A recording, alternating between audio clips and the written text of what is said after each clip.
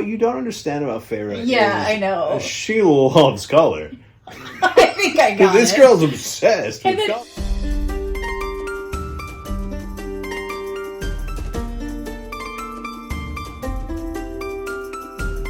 Welcome back to Under the Mountain, an ACOTAR podcast. My name's Lauren. And I'm Frank. And today we're going to be discussing Chapter 3 of A Court of Thorns and Roses by Sarah J. Maas. And we're coming in with bells and whistles on, baby. Jangle time. Ring-a-ding-ding. Children of the Blessed are here. If you couldn't tell, yeah, today we're cosplaying the probably very important and evergreen members of the priesthood. A priesthood. A priesthood of Children of the Blessed. Children of the Blessed. Blue robes. Silver. Jangling silver bells. Silver bells to attract the Fae. That is us. This is one of our stupider attempts at a costume, I don't would know what say. you're talking about. I feel holy as hell. We are going to have to take these off because I do think this will get very irritating, 100%. Especially if you're listening on audio. Although, But I do think it gets across, just how pious we are, you know? Just how much honestly, Fae are showing up. We're going to have leprechauns at our door in about an hour, I think. will the Children of the Blessed be back? I might have looked a little up, and the answer to that is one time, I think. Yeah, okay. In, Yeah.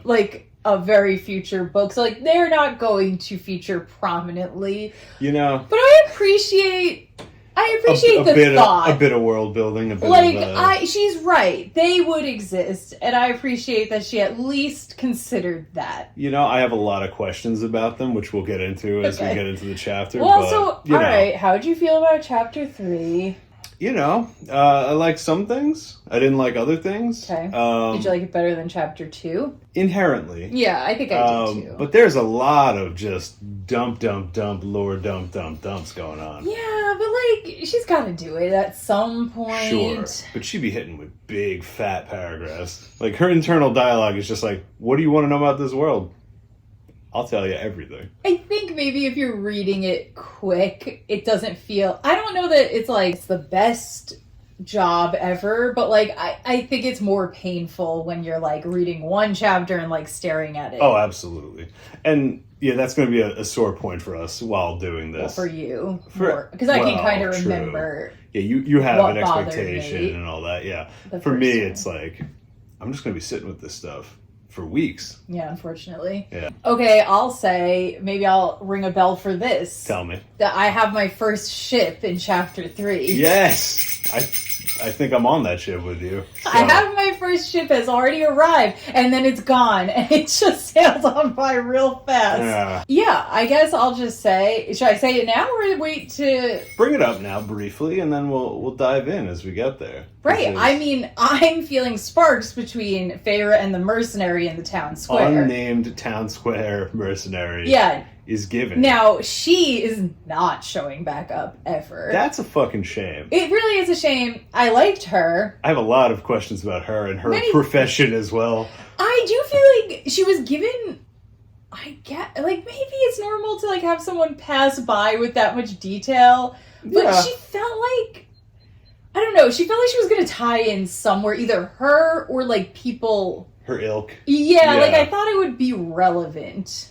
It's shocking that it's not, because it seemed like a setup. It did. Oh, this girl's important, and she's coming back, and her whole escort are going to get wiped out or something. Listen, I don't think I'm reading into it. I think there's textual evidence to suggest... we're going to get to it. Feyre likes the mercenary, and I don't blame her. I like the mercenary. Flustered by this lady. And listen, that makes sense. She's very hot. She's a hot lady. Very, not that detailed. Well, detailed enough. You got enough, as much as anyone else. She's muscular. She's tan. She's scarred up. She's scarred up. She's huge. She's big. She's over generous with her purchases. Right, yeah, exactly. She's giving daddy. She cares for you, yeah. For some mysterious reason about her own past. We'll get to it. I mean, it's honestly the biggest part of the chapter, right? Yeah. Other than the Children of the Blessed, I guess. There's really just two parts to this chapter. But the road into town, Yep. we start with a road full of shit. Yes, and we start right away. We're starting our counter for how many times they are going to click their tongues. This really is mystifying to me. I wouldn't do it if I was writing. No, I wouldn't. Not only would I not do it if I was writing, but like, I'm honestly gonna take this off of Sarah and be like, I'm sorry, who's your editor? Who else is, like, that's who catches that sort of thing, right? I get it. Sarah doesn't want to be thinking about it. She's just trying to get her story down on paper. That's fine for the first couple of drafts. But the whole... Okay, I guess I'm like, yeah, Sarah, you didn't reread this and go like, oh, I said that too many times. And then the person whose entire job is dedicated to, like, that sort of thing just was like, leave it. And I guess they were right, because most popular book in the world. But... I didn't like it. And I noticed it the first time, too. It's, again, not one of those things where I'm like, I'm not looking for it. I'm just like, okay, why do we keep using this one description? It's corny characterization, but you could do it once. Yeah. You cannot do it 3 times in one chapter and 2 times in the previous chapter. I know. We're on chapter 3. They've done it 5 times. It's kind of crazy. As a group. It's not that many pages. It's not. We're on, like, page 30 by the end of this. So I find that irritating. So, yeah, they're walking into town and... Poop Nesta is and everywhere. Elaine are clicking their tongues because there's poop everywhere. There's poop in the road. There's dirt. There's mud. There's poop. It's horse poop, I guess we'll specify. Yeah, we're not humans. People aren't just shitting on the road. And so they aren't talking. Feyre's not talking to Nesta and Elaine as they go because of the argument from last night. They haven't spoken since then. But Nesta did wake up to chop some wood. Yes. A point that is illustrated by our narrator and then immediately denigrated by our narrator. Yes, that's true. Because she's like, right, she's like, oh, she only did that because she knows I have the money. And I do think it's intentional. Like, I think we are supposed to question. I think we are supposed to be like, is that true? Is that really why Nesta did it? But maybe.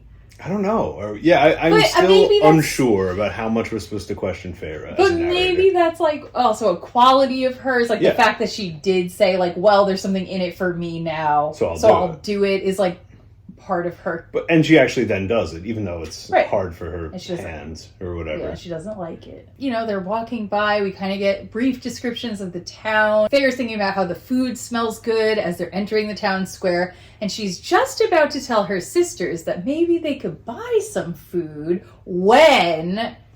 Whoa! The pale-robed children of the Blessed appear. And not just appear. Jump, leap into their path. Like a fucking clown circus. What's happening? They are intended to come across as like overzealous and crazy. I don't know, annoying, I guess. That's pretty much it. They're just supposed to be annoying. So they say, may the immortal light shine upon thee, sisters. And then Nesta and Elaine click their tongues again in response to that. I don't even think that's what you would do. What is a tongue click? Can you give me a good, like a true tongue click? I don't even know. Like, let me... I'm pooping in front of you. And you're seeing it. Give me one of the famous clicks. Oh, it's a multi-click. It's not just a... Like... I think it's like a chastising, like a... Listen... I don't know. You're doing it at no one when there's horse poop in the road. Yeah. And then you're doing it at these women?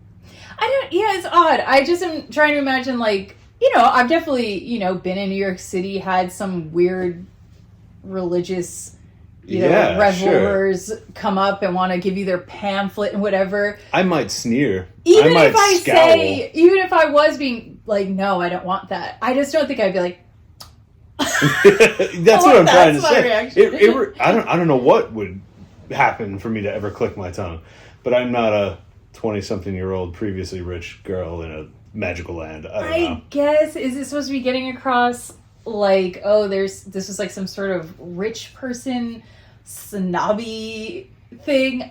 I don't know. I'm not sure. So Feyre's everybody's annoyed by them. Feyre's on everyone else's side. She's like, fuck these people. They're getting everybody worked up in the village, and I thought an interesting detail, the village elders let them stay. I was like, village elders is not something I would associate with this sort of setting. I agree. Right? I was just like, well, what the hell does that mean? Who's that? I assume it's some sort of stand-in for the government, but... Village elders is really giving, like, tribe. We're giving tribe, and this doesn't feel like tribe. This feels medieval, so there's a king somewhere or something, or some sort of lord. Who are the village elders? Who are the village elders? Why do you have village elders but have no gods? I don't know. What? That's the purpose of village elders, to connect you to some sort of spiritual background. I mean, I guess they could be just giving you, like... Practical advice from their wisdom, 65 years, and they're making calls about ridden town. They're making calls about who gets to be in the town square.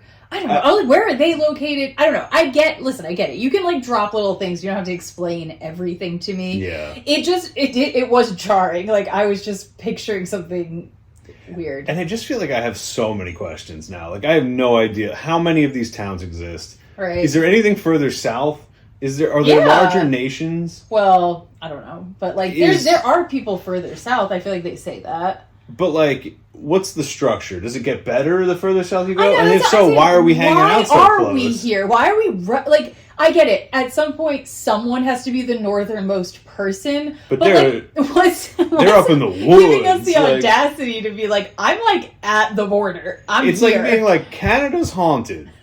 Canada's haunted. Like if you go in Canada, it's fucking filled with ghosts to the brim. Right. Let's go to northern Maine. Let's go to like the absolute northern tip of New York. I know. And just like settle in like 5 miles from ghost town America, like North America. Like in this world, when you give me like the large scale idea for the world, I would be like, oh, okay. The people who are settled there work specifically as like infantry as protection, where it would be like families of like soldiers who are like just there just in case. Sure. Right? Like you'd be like, oh, there is like some sort of village that's popped up, but the only reason you live up there is because dad is protecting the boundary, right? You think of Game of Thrones. Yeah, they wall. Sent people to guard the wall, that's what I'm saying. Which was also an impenetrable giant wall to keep zombies out that hadn't been seen in forever. I think the whole thing, though, of it is, going back to your word is your bond, that, like, there is no wall, there is no protection that would matter. So they're kind of like, they either are coming or they're not. And the only thing keeping them there is that they are, abiding by this treaty they made. And so it's kind of like, if they come over, they came over and everyone's fucked. Yeah. Or they just keep not coming over and then being close doesn't actually matter. That argument makes more sense when the stuff in the chapter is not happening, where they're like, they are in fact kind of coming over and killing the villages close by. Then you'd leave, I think. I agree. But my question is twofold now, because it's like, that is happening, and they're not sure why. They're not sure if, monsters are just rambling over the boundary and eating some people. If they're being sent, we don't know. Fine. Be further away just for self-preservation, which some people are doing. Yeah, I mean, what I said I think is true, but I still think it's a stretch. But my question is, it's not clear to me, and there might not be a physical wall. There are words about constructing a wall, but then the wall is invisible. So I was like, is that a literal statement? Is that a magical construct? What are we talking about? There is a wall. Okay, so I don't know. But I don't think it's doing anything. I don't know, because I didn't read this. But I'm confused. But that's why we were harping so much on, like, we're only protected by the power of the agreement. Yeah. And when we get to that, I got questions, too. Sure. Yeah. Feyre's annoyed they're there. The village elders, whatever that means, says that they can stay for a few hours. Okay. Quote, but the sheer presence of the fanatic fools who still worship the High Fae made people edgy. So we've got a religion, right? Yeah, I'm happy that this is here. Anytime something like this exists, there's a bunch of people who are like, we're on their side. Yeah. And so I'm happy, I'll give her accolades, I'm happy that she thought of that and put them in. That's what I'll say. Did she do the best job? No, she didn't do the best job. No, but she thought of it. The existence of this thing now just makes me feel the lack of the other world building. I don't know, I think that they maybe just read the stories, they were like, they sound like hot, they sound cool. I wish they'd like me. I can empathize with that. Yeah, you're in northern Maine, the border's there, and then they're like Athena lives there. And like, for real, like she does. And then you're like reading myths about Athena, and then like she's doing bad stuff, but you're also like, she sounds. And she has like a bevy of hot, cool like underling ladies. Like it's like we got a whole mansion full of like maybe huge, beautiful women. Yeah, like, is that what we're saying? It could be, and then I'm putting bells around my neck. So that's what I'm saying. I'm skipping over that boundary. Well, maybe you can't, but you might sit there ringing them, hoping she comes. I ain't telling a soul about it. I'm hiding that shit to myself. I'm going out at midnight under the full moon, ringing my bells, hoping I get scooped up, and I'm keeping them all to myself. Okay. I'm not going to the town square saying, join me in the Athena's orgy. No way. That's for me, baby. What are you, crazy? This took a life of its own. Anyone listening from Canada, please let me know. Is this going on up there? Ghosts or Athena's Ghosts orgies? or Athena or fairies. Are there pockets of them around there? And do they like me? But so yeah, Feyre says, long ago the High Fae had been our overlords, not gods, and they certainly hadn't been kind. Okay. That's long ago. What they say. So she has her silver bells, the children of the blessed ladies talking to them. Have you a moment to spare so that you might hear the word of the blessed? Nesta rudely says no, and the girl tries to stop her again. Nesta looks down on her, and she's like, you're a fanatic ninny, go away. I don't know, it's pretty straightforward, right? You're like, they hate the Fae, they're liking the Fae. Yeah. They're like, I don't want to like the Fae, leave me alone. So yeah, okay, this I didn't love. Nesta, so she's got the Children of the Blessed Lady has her little silver bracelet on. Then Nesta reveals her iron bracelet, and the acolyte gasped, eyes wide. Why? Nesta says, this is what you should be wearing, not some silver bells to attract those fairy monsters. And then the Children of the Blessed Lady says, how dare you wear that vile affront to our immortal friends? She would not be shocked that Nesta's wearing iron. They'd be so beyond used to this.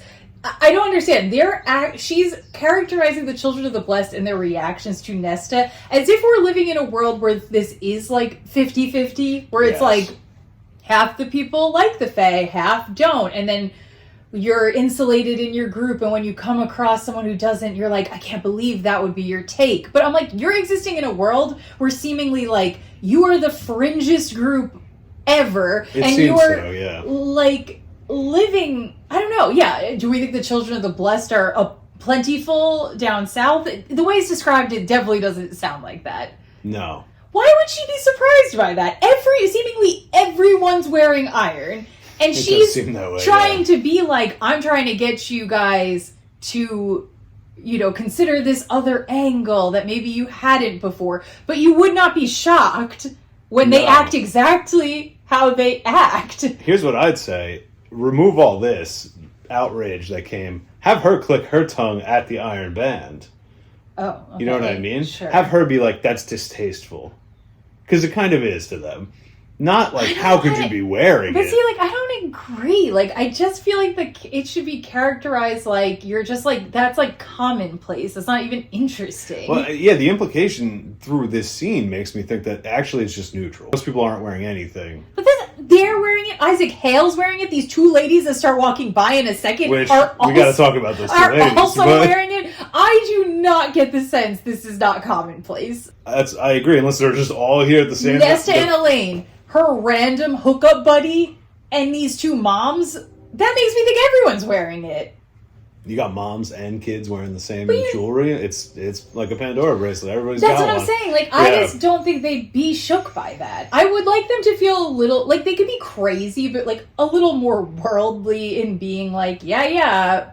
No, I know. This is a weakness of the scene, because it's they're evangelizers. They have to be used to people slamming doors in their face. That's what I'm saying. Imagine the Mormons go up to the door, and then somebody's like, I don't want to hear that, and slams the door, and they're like, they just start weeping on your porch. Your Ring camera just sees them oh no! Oh no! Why'd he do that? That's what I'm saying. I don't even accept Jesus Christ first thing out!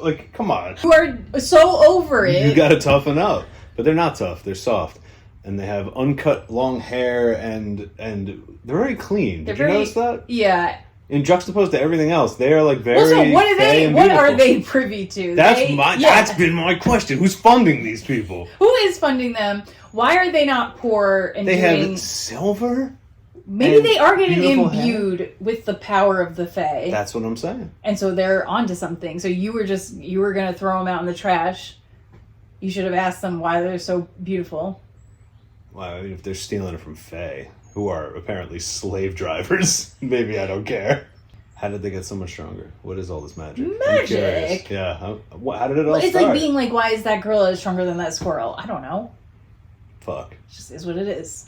I don't know. I think it's dumb. I really don't like it. I just don't think they would be shocked by anyone wearing iron. You would know where you stand. Exactly. In this society. You're in their court. You're in their world, trying to beg them to come. Yeah, I just don't think you'd have that attitude. Two farmers' wives come walking by, arm in arm. Arm in arm. They're having a nice day, and... So, what? I gotta talk about these farmers' wives. Should I not say... You don't want me to say what they say No, before? you're right. Let's talk about what they say, and then we'll talk about them as a These concept. farmers' wives come on by. Fairy-loving whore. Wow. Okay. Strong language. And Feyre says... I couldn't disagree. And they have full necklaces of iron. Like I said, this does not seem rare. No, but keep going. What could you have to say about this? So we get a line later on about Isaac Hale, right? Yeah. And his father is one of the only profitable farmers in this village. Oh, right. Yes. So now these are two farmers' wives. Yeah. They are like... Are there farmers from other villages coming to this village to shop? Or does Isaac's dad have two big wives? Are you insane? Are you crazy? Was this actually a thought you had? Yes, this is my problem with Sarah. Oh, she says things that logically don't gel. She said one of the only successful farmers in this town. And there's three, and those are their wives. You think he's just a polygamous farmer? Well, it makes me wonder. And they're going arm in arm. Well, then why would... They're sister wives. They're the Hale wives, all right? That's so crazy. Listen, we'll never get confirmation. This is my headcanon. Okay. Isaac's dad has two buxom wives. Well, listen. Bedazzled in iron. Then why wouldn't, when, Isaac's getting married, and Feyre's not even entertaining the idea of perhaps being the second wife. She was like, we can't even have sex once he's married. But I think she'd consider it if dad had two. That doesn't mean she wants to be a part of that. Although Isaac does keep saying, like, dad's pressuring me. And you're like, maybe because he wants him to be a polygamist. That's what I'm saying. Listen, these two wives. Okay, well, so they drop fairy-living whore. Mm-hmm. Whore. I think that it's interesting that they're using the whore moniker for the children of the blessed because of the journey that Feyre is on that we've been talking about, which is one of coming into your sexuality and your womanhood. Yes. The Fae are very much like in this role of, I don't know, there's such an erotic symbol. Mm-hmm. Nature symbol, like all this, And like they kind of exist for the reader as this like erotic template you get to like, I don't know, play with and everything. So it's interesting that even in the context of the world, these women are like, oh, surely you want to fuck them. Right? And it's kind of like, so maybe there is like this awareness of like, they are hot. And so you immediately think, you see a group of people that are like fanatically devoted and you're like, that's because you want to have sex with them. Right? I see. That's what I'm thinking. Okay. It's interesting, right? Because you're like, why did your mind go there? And then I'm like, I think it's because like, even in universe, they're kind of like these sexual figures. Like totems almost. Yeah, which is like then scary to people and then... In all the ways that it normally is. Yeah, so I think that's... reaching for whores first was a strong word. Bitches, idiot, fairy-loving moron. Like, there's so many like ways to denigrate. Whore was a choice. Yeah, and it does feel a little jarring. I agree. Where you're like, oh my god. Especially that I couldn't disagree. It was like, oh man, everybody hates these children. These children. So Feyre says, don't you understand what those monsters did to us for all those centuries? Does Feyre say? Who even says this? Nesta, I think. Someone says it. Yeah, no. Feyre doesn't say anything till the end. I think it's Nesta. Someone's saying, It's either Nesta or one of these wives. Don't you understand what those monsters did to us for all those centuries? What they still do for sport when they can get away with it. Okay, so see, they are. So then why would you live by the boundary if that's happening? That's what I'm trying to say. You deserve the end you'll meet at fairy hands. Fools and whores, all of you. Okay. Oh, maybe it was the wives. I think it was one of the wives. Okay. Feyre has this extremely strong point of view. Yeah. Filled with myth and no facts. I know. Like, nobody's got facts. Even the mercenary kind of feels like she doesn't really she's know like, I much kind of either. know some stuff. I think that was kind of intentional. Mm-hmm. I think it's supposed to be like, they don't really know what they're talking about. Everyone's afraid of this thing, but they don't really know. Yeah. And that also kind of tracks with the horror analog. Like, we are shaming and othering the unknown. Yeah, exactly. And when the other unknown, to your point, is this natural thing. They're a spirit of, right? Because they got this magic that's all based in the seasons. And all this stuff. That's it's true. pagan. It's very pagan, you know. Yeah. So it's interesting that we're setting it up as this, like, we're better than that. Yeah, it's kind of like you can metaphorically look at it as, oh, you want to go explore this primal, sexual, animalistic side, and they're being like, oh my god, that's terrifying, and you're gonna die, and you're gonna and that lose makes control. You a fool and a whore. And then when you do go over there, in Feyre's case, reluctantly, like being like, yeah, you're right, I am scared of that. And then somebody's like, well, try it. And then she tries it, and then she's like, oh, there's a lot of good stuff over here, but there's also a lot of bad stuff over here. And that's pretty accurate. I don't know if can that possibly be true? You think there's going to be good and bad stuff up there? So the Children of the Blessed Woman continues. She's like, you know what? I used to feel the same way. And like, this seems more the type of appeal I would expect from them. Sure. Yeah. So her outburst seemed weird. She's like, I used to live in a shitty village like this, but a friend of my cousin went to the border as our offering to Prithian, and she has not been sent back. Now she dwells in riches and comfort as a high phase bride, and so might you. Okay, so now the whore thing kind of makes sense. Yeah, right. Is this what they believe? Is this what people believe? Are they actually putting them forward as sacrifices?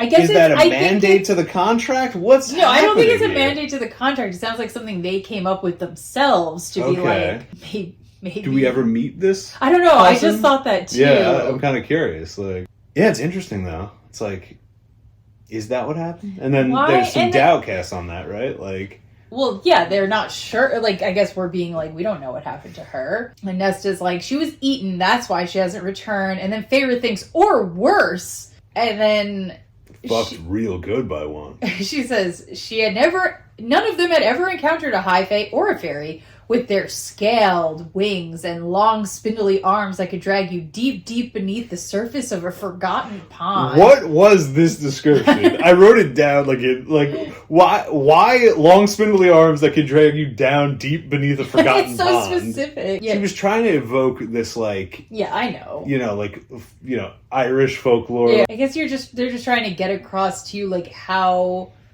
creepy her conception of a fae is.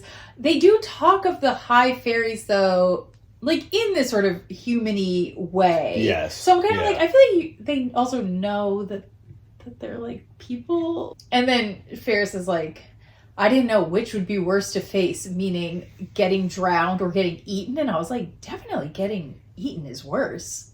I think getting eaten is worse, yeah. Getting drowned is over in like 2 minutes, and I think I'd rather get drowned. Getting eaten alive sounds like probably the worst That's thing, what I'm saying. right? It's one of the worst. Yeah. Other than like being tortured. So the acolyte says the Fae are benevolent masters. They would never harm them. And Prithian is a land of peace and plenty. So I don't know. Right now we really only have two extremes that exist in this world. It's people who are like, the Fae are truly evil. They've never done a good thing in their life, and we hate everything about them. And they then hunt humans for sport. These people who are like, a Fae would never do a bad thing. Obviously, as one would naturally know, the answer is like neither and both. I think it's going to be somewhere in the middle. Somewhere in the middle. But I think it's bizarre that there aren't a group of people who have a more temperate opinion. If there are, we don't meet them. Or we haven't met them yet. That's pretty extreme. I agree. I don't know. I think probably the attempt there was to create this stark dichotomy so that you as the reader could enjoy that middle ground all on your own. Right, we're like a fairy tale. We're special. We're special. We figured it out. We were like, wow, would you believe? They were both right and wrong. I am gathering this sense that this book does tap on that button for people where they get to feel very, I am quite clever, aren't I? I had empathy where no one else could. Like, you know what I mean? It's like, all right. I don't like the only thing that Feyre says in this entire encounter is at the end. And they're leaving to go to the town square, and Feyre goes, "You're fighting an uphill battle." No, the most useless line imaginable. And then the child of the Fae, whatever, says a worthy cause, and she says, "No, it's not." She's a woman of words. Was that intentional? Was that to be like, she's actually like really inelegant out of her own mouth? It's possible only because I wonder if it's supposed to be juxtaposed with Nesta being like so sharp good at tongue, which, to be honest, no, that was, come on, not frequently coming across that way to me. Again, she's a little cunty, and I do sometimes want to see more of her. Sure. Because the ridiculousness of it is sort of entertaining. But a lot of Nesta's lines are not like cutting where I'm like, oh my god. No, but Feyre pays such lip service to her legendary cuntiness that it's like, when it comes across, you're like, maybe in 7th grade. Like, I don't, you know what I mean? Like, but if this is all Feyre's got, then maybe I understand. You think this, Sarah's being like, yeah, my main character that you're going to be with all the time, she's kind of boring and sucks at talking. She does seem kind of introverted. That's a choice. Yeah, I don't know. I guess she's going to, that's part of her arc. I think that's her arc. She's going to get good at it. She's going to tap into her inner Nesta. So they go into town. Feyre gives Nesta and Elaine the slip. She's like, I'll meet you in an hour. And then she runs off. So she doesn't have to hang out with them. So Feyre's deciding who to sell her pelts to. Now, I think if you were deciding in this moment, I think you'd wind up in exactly the same place. You think I might I gravitate in that direction? I think a conniving cobbler, an old clothier, and the hottest woman you've ever seen in the middle of town square, laying with her, sitting with her legs open on the fountain with her, weaponry I might be tempted. I think you're going to be like, Mommy? Mommy, can I tell you something? I'm sorry, Mommy. That might be you. It's very possible. It's extremely possible. I mean, real sees real. I saw Feyre in this moment, in this choice. You saw through her eyes. Yeah. She's looking, she's like, oh, there's the cobbler, there's the clothier, or, quote, a mountain of a woman sitting on the fountain. Yeah. Hello, we're going over there. So... yeah, a mercenary. Yeah, okay, no, actually, a mountain of a woman sitting on the broken fountain, a mercenary, scars, chin-length dark hair, face hewn of granite. And then she's describing the shades of her the black and brown in her eye. Oh, first of all, how close are you? You see far away. We know exactly how close she'll be, but eventually, at this point, she's just contemplating who to even walk over to. I was like, how do you see her eyes that well? What you don't understand about Feyre is I know. She loves color. I think I got this girl's obsessed with color. I love Feyre. It chides herself for being such a painter. She's she literally in her own head is like, oh God, can you believe that I'm so focused on the beauty of color? And you're just just relax. But also kind of gay of you. Well, very gay. I'm just thinking about how I'd paint her eyes. The way Feyre will never again be Woollooa ever. That's a fucking shame. I looked it up on AO3. I thought, I'm reading this scene, I'm like, okay, I shipped this. Yeah. There's a lot here. And then I'm like, surely, listen, ACOTAR has so many fanfics, an absurd amount. I was like, surely this has happened. I only found one. And maybe I'm not searching well enough. You guys let me know if you can find any mercenary Feyre fanfic for me. But nobody else read this scene and was like, no, that's something. This girl's stammering over her words. So, she hasn't even gone over yet, okay? Yeah, all right. Right? She's just there. She's like, oh my god, that big scarred woman and her beautiful eyes. And I do have an issue with the eyes and all that. And Why? it ties into the color thing. You can't tell me she had so many different shades of black, which first off, not really a thing, right? It's just black or gray. Black, you can get gray, but now we're getting away from black. Black is the absence of other shades colors. of black and brown. So whatever. You didn't describe any of them. I didn't read the word ash, onyx, ebony, nothing. You didn't say any of those colors. I guess it's kind of like, it's a little self-indulgent. This is already, you might as well lean in, I'm feeling. I don't know. I'm trying to think though. I'm like looking at your eyes right now and I'm like, we're kind of close. I'm like, brown. Well, maybe your eyes just suck compared to the hot, I believe it. Beautiful mercenary. Yeah, so she does go up to the mercenary and the mercenary's like, I only accept coin, no bartering. Feyre is like, well, that's not going to work here because we're all poor. So like here she's a little like funny one liner. She's a little clever, but maybe like love brings it out of her. Love's and not the word I'd use. Yeah. She says she wants to sell the wolf pelt and deer hide. The mercenary asks her if she stole them. Feyre's a little offended. She's like, no, I hunted them. And she seems upset that she's trying to impress her, right? That's what I'm getting from it. When she's like, did you steal it? She's like, no, like I went into the woods, I hunted it, like don't think badly of me. I'm really strong and cool, actually. Just like you. Right. Cool, just like you. And then sexy, it says, just like you. Quote, she ran those dark eyes down me again. Those dark eyes. That's very sensual. Of course it is.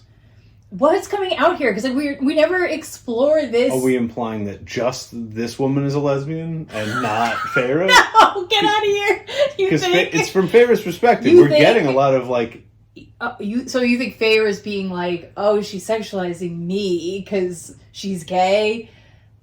Maybe. I don't know. But not me? Because she there's too many other things that make you... There's too many little words and phrases and stuff that makes me think like, well, there was some sort of mutual... Absolutely. ...recognition here, you know? So then when Feyre says that she hunted them, the mercenary says, how? And it was not a question, a command. So she says how, and then in Feyre's internal monologue, what does she think? Yeah, this was not super clear, but at the end I understood. So she was saying that she had met others who did not keep bonds as sacred. So she says, perhaps someone who had encountered others who did not see vows as sacred, words as bonds. And had punished them accordingly. Yeah.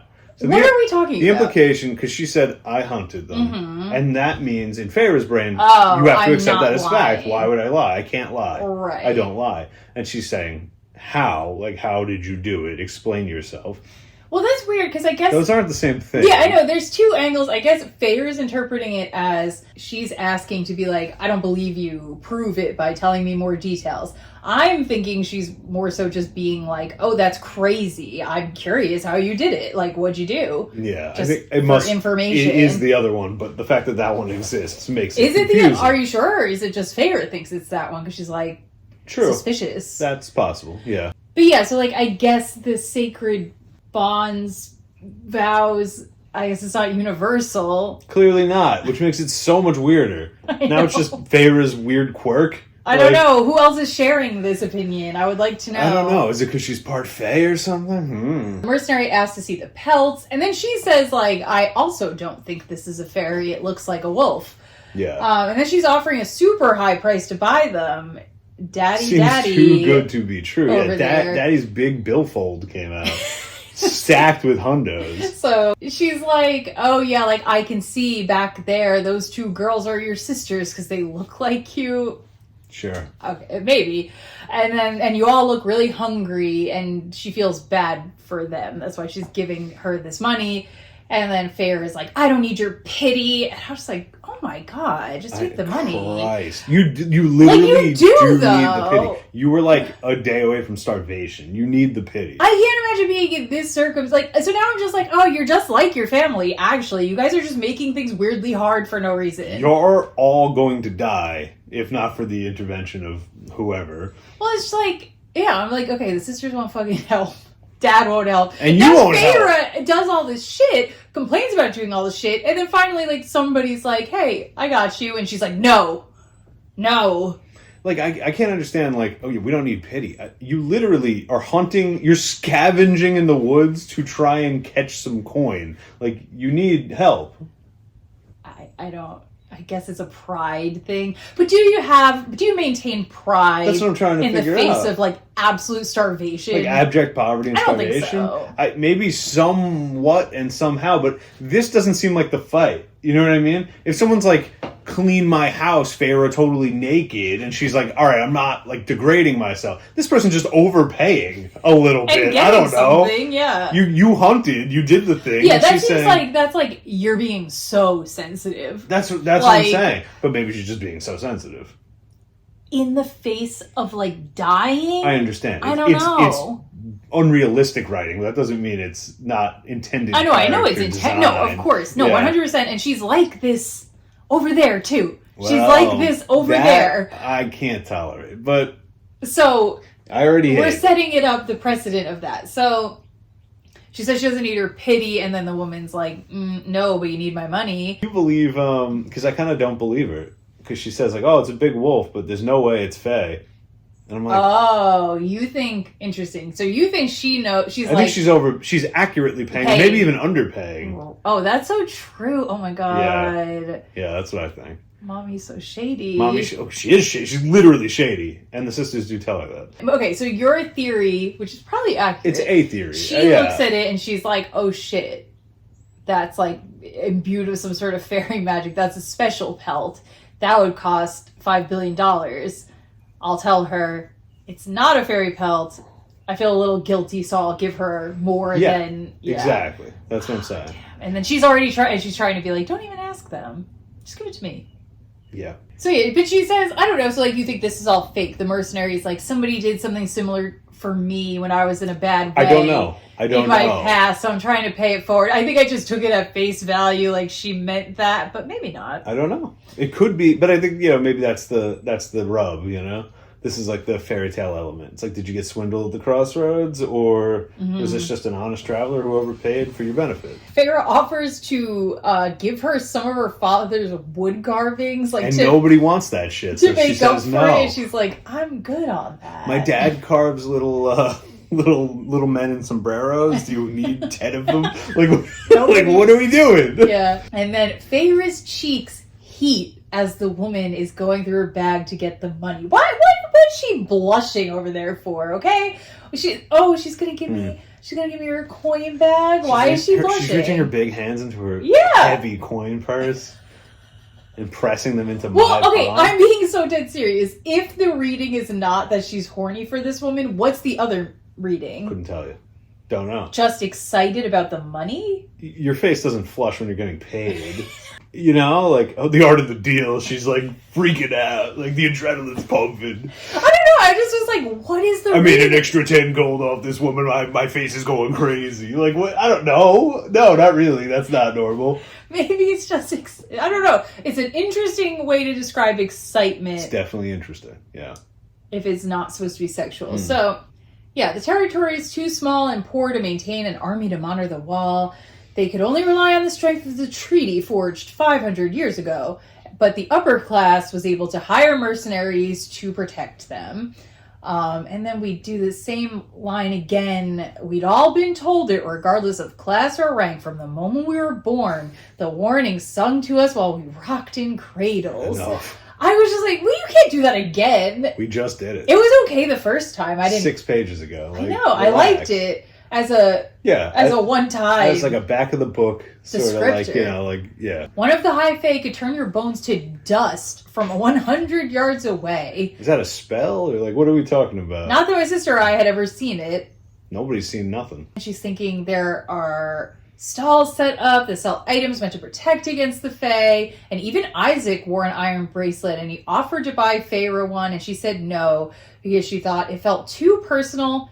Too much like a payment, which I was like, okay, we're harkening back to this whore thing again. I know we're all very sensitive about that. And a permanent reminder of whatever they were and weren't to each other. That, like, I definitely understand that, where you're like, yeah, I actually wanna, liked yeah, that. me too. I was like, yeah, we don't want to get attached. We're just trying to do this thing and keep it separate, and like having jewelry from you feels too intimate. When I'm not getting with you, like, it is just like, yeah, oh, you're married now, and this was the guy I fucked, and then he didn't choose me. Here's his bracelet. Like, that feels silly, you know. So the mercenary gives blushing bride over there, her money. And Feyre is thinking about how her sisters definitely saw her get the money and they're going to ask her to give them some. I was like, I thought that was like a foregone conclusion. From day one, we've been talking about how we're splitting the money up. Yeah. Like, 100%. We're giving them some money. Yeah, and then, like, I feel like the description here was weird because it felt like they were, like, slithering closer across the thing, but, like, for way too long. Right, no, yeah. I was like, how big is this town square? She starts describing it like a while ago, and then the mercenary and her keep talking, so you're like, how long is it taking them to walk over? Yeah, so then Feyre thanks the mercenary, and the mercenary's like, stop going into the woods. I've heard stories about those things slipping through the walls. So see, there's a wall they're slipping through. Yes. Okay. So there is a wall, but it's invisible. I guess Feyre is like asking if they're going to attack, and then she's like, oh, maybe we should move away from the wall. Yeah, it sounds like it. It does. Then we get a lore dump. Lore dump, all caps. Once long ago, and for millennia before, you can't be dropping this in the middle of the chapter. It's crazy. Once long ago, and for millennia before that, we had been slaves to high fae overlords. We had built them glorious, sprawling civilizations from our blood and sweat, built them temples for their feral gods. Once we had rebelled across every land and territory. The war had been so bloody, so destructive, that it took 4 mortal queens crafting the treaty for the slaughter to cease in both sides and for the wall to be constructed. Help me here. Yeah. Because I'm lost. Yeah, I'm a little lost. Are you lost? What are you lost on? Because I'm struggling to understand. Oh, I'm struggling to understand why were the humans just, like, literally not eradicated? Why are we acting like this was just, like, some sort of back and forth of lost lives? We have thousands of years of slavery in which humans hand-built the Fae's palaces. But you'd think that, like, they... Why do we need slave labor if we have magic? That's one of the number one things about magic. You suddenly don't need as much slave labor. But maybe, their magic's, like, you know, I don't think it's like it's unreliable and shit. Well, no, I just don't think it's like artisans. Like, a brick. Like, let me float it over there. You can zap bones from a football field away. You can't make a brick float over there. I don't think they can. Okay, so we needed the artisans. So we enslaved humanity for thousands of years. Then humanity rebelled because it's like even humanity at its healthiest and like most well put together, it sounds like the Fae win. The Fae body, it sounds like. I guess it was just the desperation of the human spirit at that point. Sure. I don't know. It doesn't sound like it would be an even fight, so I don't know why they're being maybe just the numbers. Maybe there was just like millions to one. Maybe there's just so many fucking humans. This all makes me think one thing, which might be true, might be a spoiler, I don't know. But my belief immediately is, oh, that's not what happened. The humans and the Fae actually lived in harmony for a long period of time. And then something bad happened that made them fight. And I don't know if I'm right, but that's what it feels like. It feels like we're not going to get big-dicked, cute Fae boys in our lives that are actually slave owners' children. I don't think we're going to like play with that for the whole time. But maybe. We'll see. So the High Fae can nuke you by looking at you. There's all these beasts which are horrific, apparently. They just suck your soul out and chomp your bones and poison you for life or something. The humans put up a good fight. Yeah, somehow. Such a good fight that they got to dictate the terms of the agreement. Well, God, yes. 6 mortal queens, or 4 more, however many mortal queens. 4 mortal queens not crafting the treaty? Why? The mortals made the treaty. It sounds like the humans were winning. And if the humans were winning, take a look at that world map for me. Why is Prithian, which I hate, call it Prithia, why is Prithian 10 times the size of whatever little minuscule human lands exist? So they won, they wrote the treaty this way, saying like, we're done with this war, and we're going to squeeze into a tiny little box so you guys can keep your big, beautiful cities. But yeah, it does say the High Fae got all of the North and took all their magic with them. I don't know. I don't remember the lore like this. I didn't internalize it. I'll be looking. Well, keep looking. I'm going to be looking. This needs to make sense. Because you're telling me this, you're cramming this in the middle of chapter 3. Mm-hmm. You're making me swallow a giant lore dump. It better be, like, consistent. So the mercenary says she doesn't know if the Fae are going to attack. She's saying it might be that the High Lord's leash on their beast is slipping, or these are targeted attacks. They don't know. She says she used to work for an old noble who recently got on a boat and left and told her to leave too. He had a friend that said a pack of Martaxes had crossed the wall and tore his village apart. Feyre does not know what a Martax is. She's like, oh, fairies are varied as much as any other species of animal, but she doesn't know their names. The description of the Martax is body as big as a bear's, head something like a lion, and 3 rows of teeth sharper than a shark's. And meaner than all 3 put together. They left the villagers in literal ribbons, the nobleman said. Sarah gets a lot of flack for describing people always being shredded to ribbons. That's like one of her... That is the laziest way to shred. Tongues, ribbons, You'll see it a lot. Okay, cool. And then Feyre thinks about how fragile and shreddable her pale sisters are. I kind of like that. I kind of liked it too, but it's so funny. Like, there's something she's funny so pale about and shreddable. Like, damn, all right. So she says again, stay away from the woods, and if a high fae shows up, they'll make the Martax seem like mere dogs. And then Feyre's like, have you, sexy lady, ever fought a fae? And the mercenary says, you don't want to know unless you want to throw up your breakfast. Wow. Feyre's like, was it deadlier than the Martax? Come on. Yeah, I know. Then the mercenary pulls up the sleeve of her jacket showing her, quote, tanned, muscled forearm. Hell yeah. With gruesome twisted scars. She says it wasn't as strong or as big as a Martax, but his bite was full of poison. She was down for 2 months and had to relearn how to walk. Then she pulls up the leg of her trousers. Show an ankle. Beautiful, I thought. That's what Feyre thought. Beautiful. Even as the horror of it writhed in my gut. Her veins were solid, black, and spiderwebbed. And then the mercenary's like, it might kill me one day, but at least I know I killed the fairy first. You know, is the beauty of it, the sexiness of her leg? You kind of have to wonder. It clearly she's like, oh, it's like artistic. It's Vine-like. It's but like yeah, it's an interesting thing because you're like, given like this girl's like flying off the handle at the mere mention of like any fairy doing the most like mundane whatever. Yeah. But then she sees something that actually is like objectively very disgusting, and you'd think like a wound with poison in it. You'd be like that would finally beautiful. be the thing where you're like, oh shit, I really do hate them. That's disgusting. But no, she's like hot. I don't know. Actually, kind of hot. Yeah. I mean, but again, it's on her leg, so. Yes, I understand. She's being a weird little freak about color and I think that, form and all that. No, I understand, but it comes with a sexuality to it. There's no way it doesn't. She didn't see it on like her hand. Is this like some introduction to like Feyre's sexuality? Like, well, yes, because where does this lead directly into? Well, it certainly leads there. Mm-hmm. She got to blow off some steam right after this. Oh my god. What do you mean, oh my god? That's literally what happens. She's not fucking him, like, right after in the next chapter.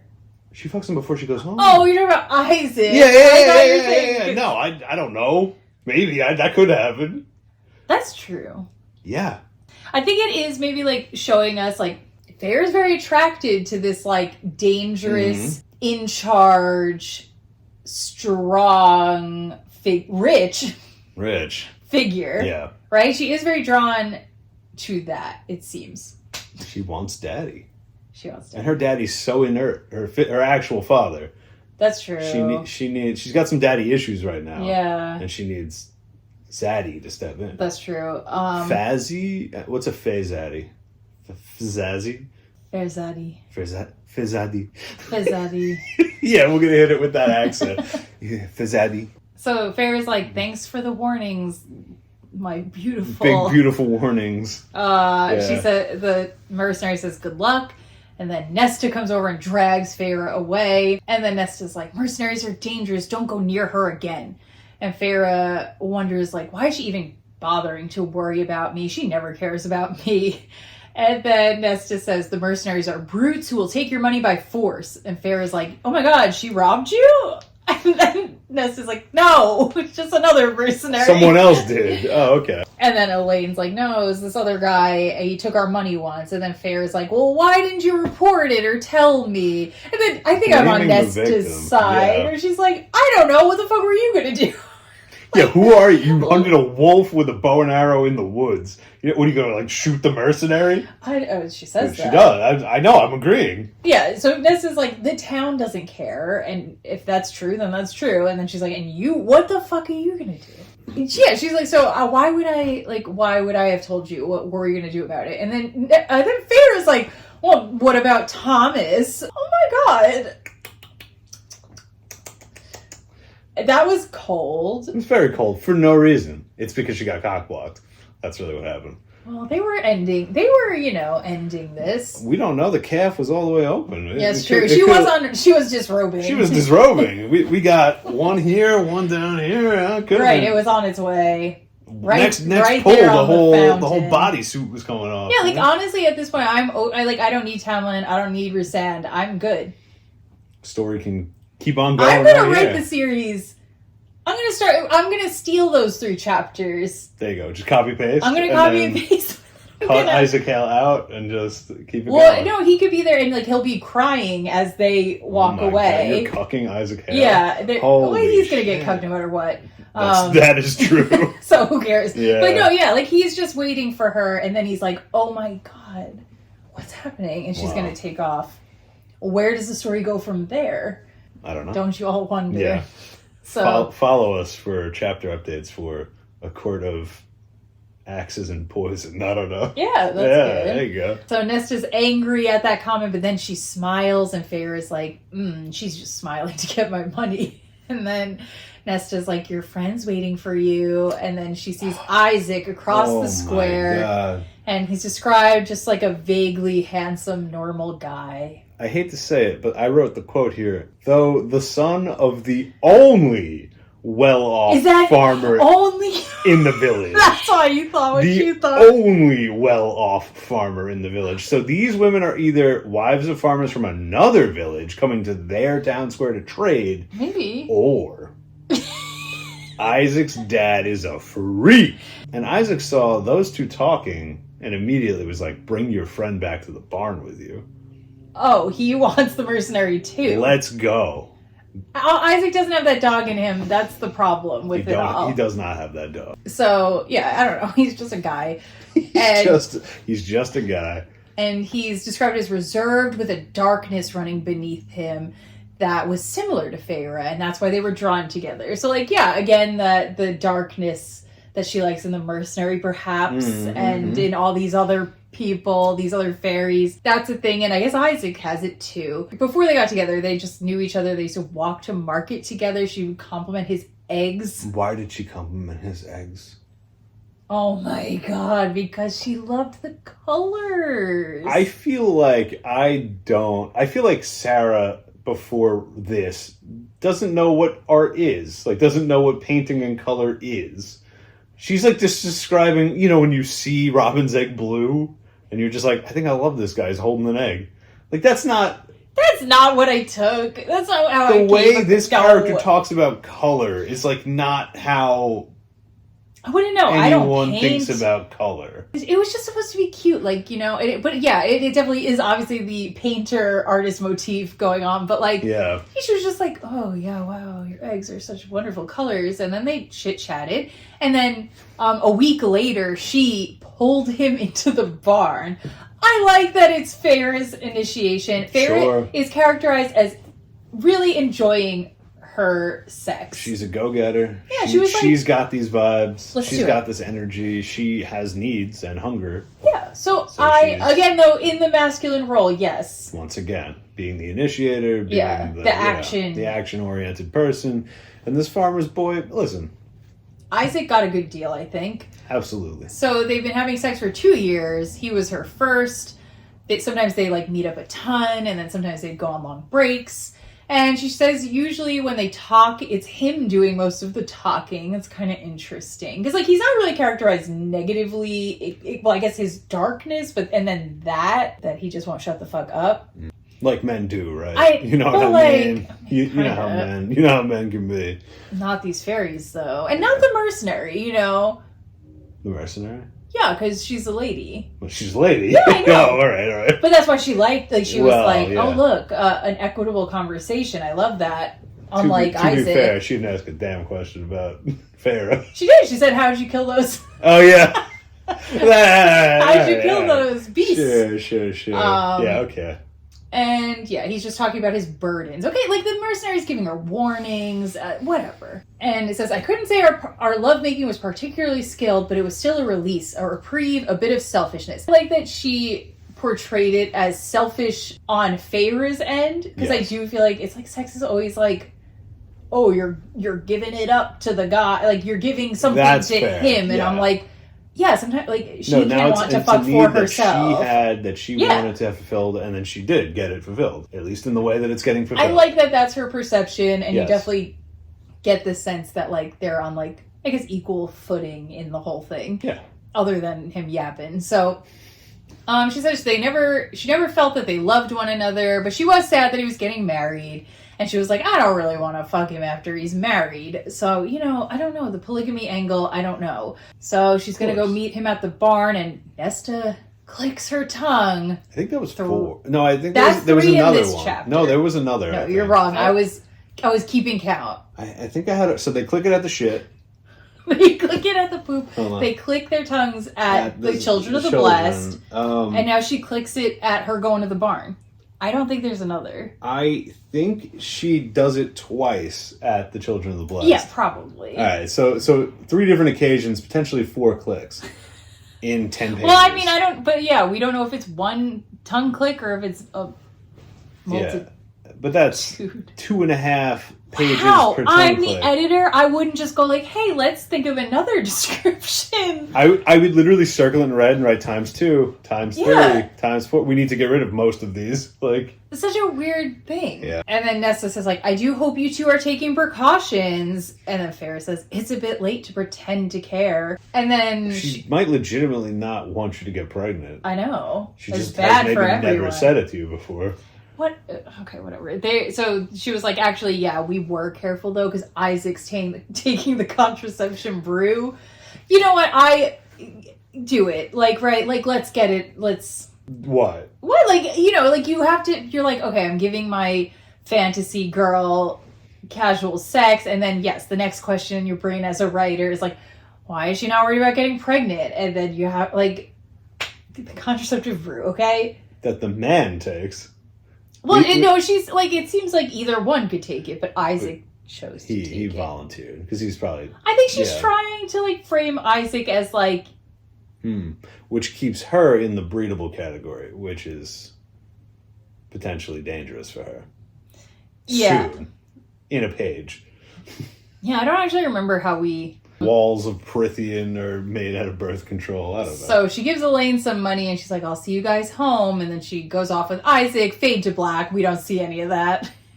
I wasn't dying Give for us it. the Isaac cut. Give us the Isaac cut. We need to see. Put me in the barn with them. I need to watch 19-year-olds fuddling around in the dark. Where's the Isaac Hale sex scene, you know? Where she's just thinking about the mercenary the whole time. So then we cut to them. They're all back home. They just ate dinner. They ate their deer.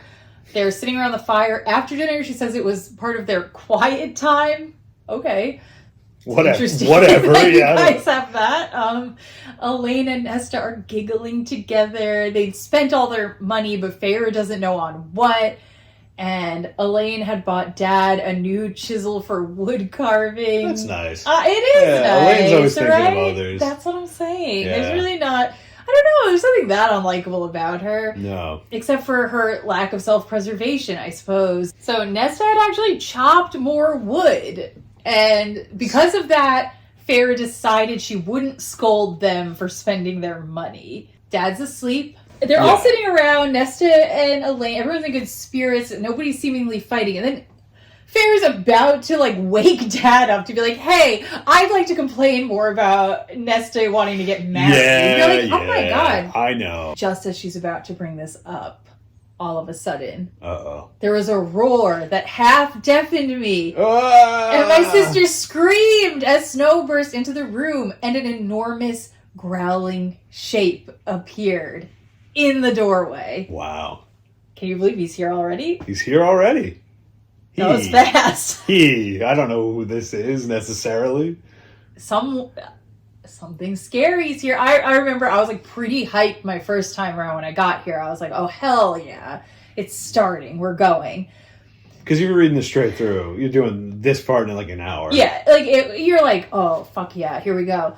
That feeling dries up real fast. Does it? Oh no. That feeling dries up real quick. That sucks. It's exciting for a minute because it's new, and then you start going, is anything gonna happen? What does he just sit down for tea? Like tea? Like what do we? Well, no, like I mean, meaning like yes, her going there, their very beginning, she's learning. Oh, where am I? Who are you? What is this? Blah blah blah. That's all fun. Then after that is when it starts going.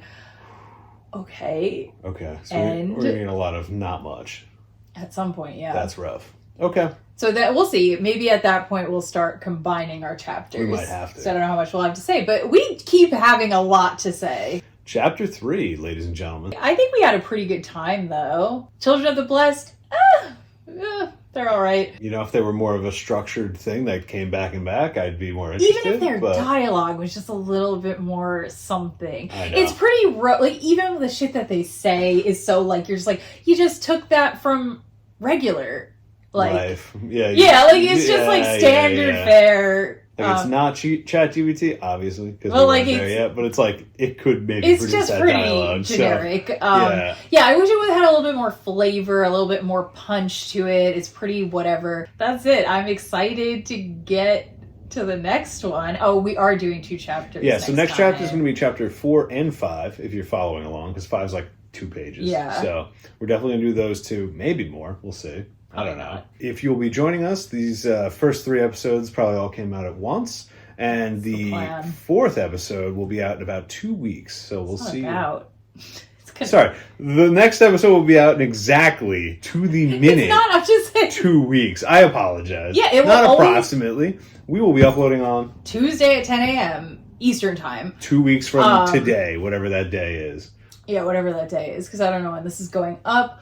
But yeah, I'm just saying, it's not. There's no approximate. It will be up unless something dramatic happens that keeps me from uploading. But you know what? In our other podcast, I went 2 whole years never missing an upload. So we have a good track record. I do hope anybody who binged these 3 when they were released, I hope you guys have had fun so far and you keep coming along the journey with us. So once again, thanks for tuning in. We'll have an exciting costume next time, Get so ready to make sure see, you come back. This definitely non-proprietary Tamlin costume that I have handcrafted for you. Yes. And I'm Frank from Under the Mountain Pod. I'm Lauren. And we'll see you guys in 2 weeks. We'll see you next time. Bye.